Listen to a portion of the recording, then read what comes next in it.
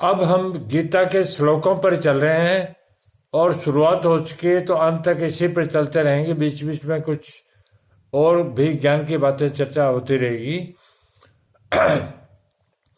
पूर्व श्लोक के अनुसार अर्जुन जिनको देख चुके हैं उनके अतिरिक्त अर्जुन ने वाहिक आदि प्रति पितामह धृष्टद्युम्न, शिखंडी, सुरथ आदि साले, जयद्रथ आदि बहनोई तथा अन्य कई संबंधियों को दोनों सेनाओं के बीच में देखा।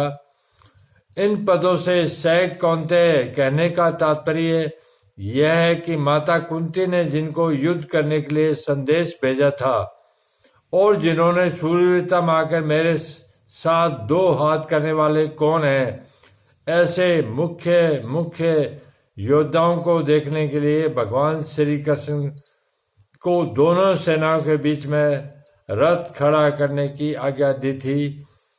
वे ही कुंती नंदन अर्जुन अत्यंत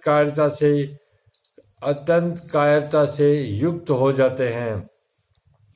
दोनों ही सेनाओं में जन्म के और विद्या के संबंधी देखने से अर्जुन के मन में यह विचार आया कि युद्ध में चाहे इस पक्ष के लोग मरे चाहे उस पक्ष के लोग मरे, नुकसान हमारा ही होगा, कुल तो हमारा ही नष्ट होगा, संबंधी तो हमारे ही मारे जाएंगे। ऐसा विचार आने से अर्जुन की युद्ध की इच्छा तो मिट गई और भीतर में कायरता आ गई।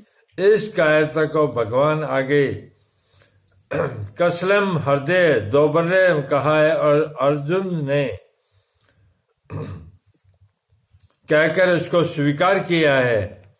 इससे सिद्ध होता है कि यह कायरता पहले नहीं थी, प्रत्युत अभी आई है। अतः यह आंगुतक दोष है। आंगुतक होने से यह ठहरेगी नहीं। जो आता है वो ठहरता नहीं है, इससे नहीं होता।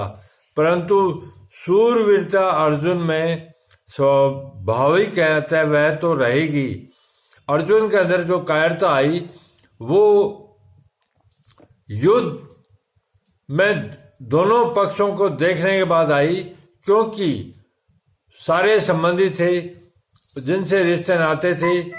तो अर्जुन ने सोचा कि चाहे ये जीते चाहे हम जीते, हार तो हमारी होगी और कुल का नाश हमारा होगा। इस कारण अर्जुन में आगंतुक दोष, समय के हिसाब से यह दोष आ गया। इस दोष से कायरता आ गई।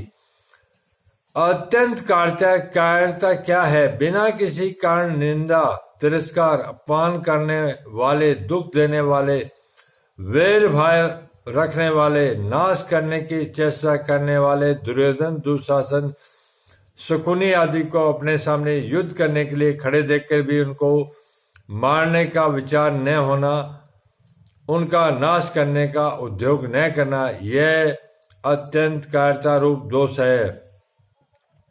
यहाँ अर्जुन को कायरता रूप दोष ने ऐसा घेर लिया कि जो अर्जुन आदि का अनिष्ट चाहने वाले और समय समय पर अनिष्ट करने का उद्योग करने वाले हैं, उन अधर्मियों पापियों पर भी अर्जुन को करुणा आ रही है। गीता पहले अध्याय 35वां और 46वां श्लोक।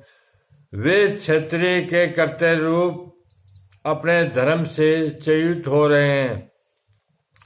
युद्ध के परिणाम में कुटुंबी कुल की, देश की क्या क्या दशा होगी, इसको लेकर अर्जुन बहुत दुखी हो रहे हैं और उस अवस्था में ये वचन बोलते हैं जिनका वर्णन आगे के श्लोक में दिया गया है। चलिए मेरे साथ।